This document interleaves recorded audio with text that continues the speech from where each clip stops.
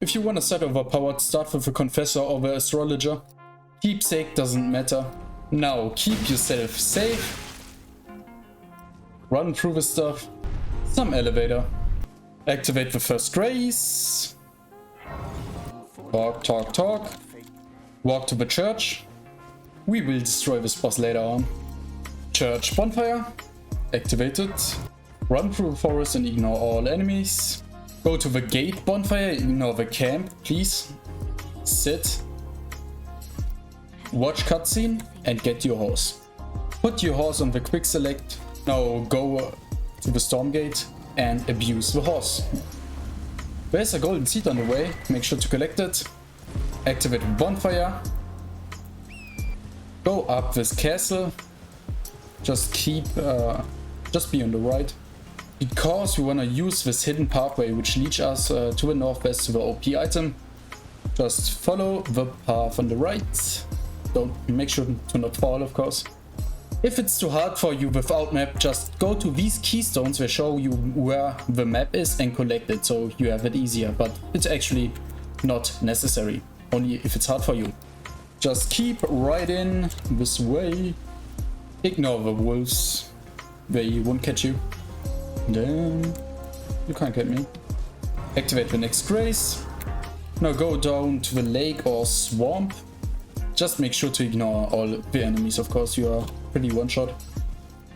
Another bonfire on the way if you wanna collect it. Just follow this path, it's actually pretty good. To the north. Right here's the map, make sure to not die and instantly run. Get another grace. Just go to the north. There's also another keystone on the way, so make sure to collect it if you want to. Now collect the next map and the next bonfire.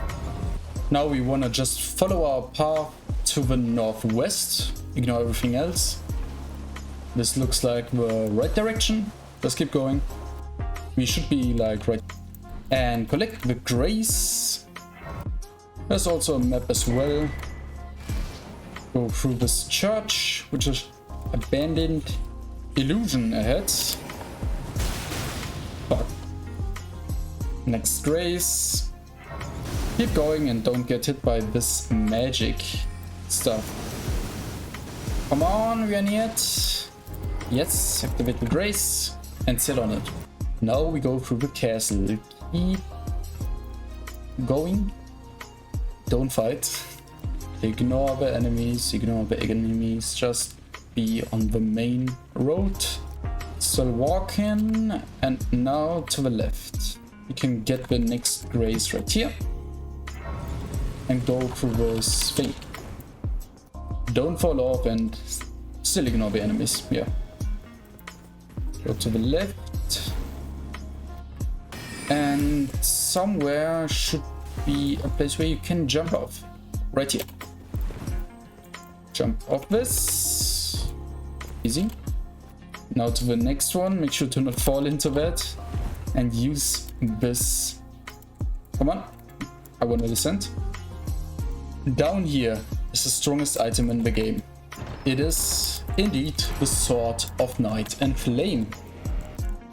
These are the requirements: 24 int, 24 faith, you have already 12 dex and 12 strength. TP to the gate front again and collect the map if you want to. Ignore the enemies, just right down the road. Keep riding. Go over the bridge, ignore this dude, and go to the left. Still ignoring enemies. And we can see the next church in front of us, just keep going. We are nearly here, and there's a giant which you should ignore. Activate the grace. There's the flask of wondrous physics here, which you can use to mix different stuff, but it's currently useless. Go to this side, to the north, through the church, and there should be something interesting. A portal on the right side, right here. Use it. Ignore all enemies on the way. Collect the golden seed right here. What we now gonna do is sneak up on these enemies and farm till we have enough souls to wield the OP weapon. Make sure to sneak and get behind them. They will give you like 1k souls make sure to stagger them enough, because if they hit you once, you are dead.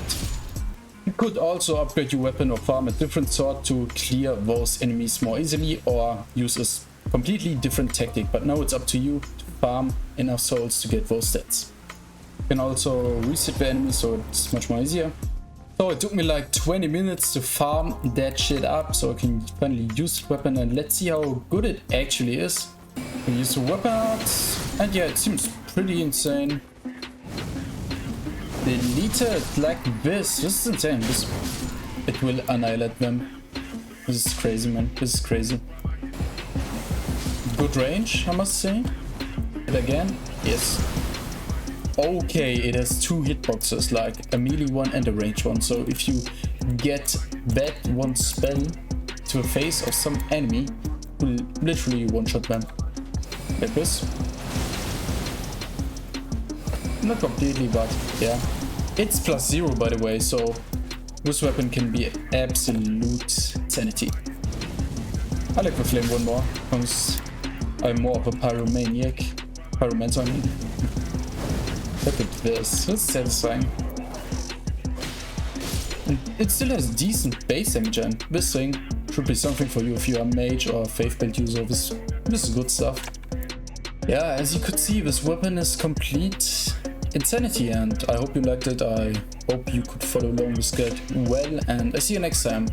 Subscribe for more Elden Ring content, Lost Ark content, reaction content to all of this stuff, and I see you next time. Wafer out.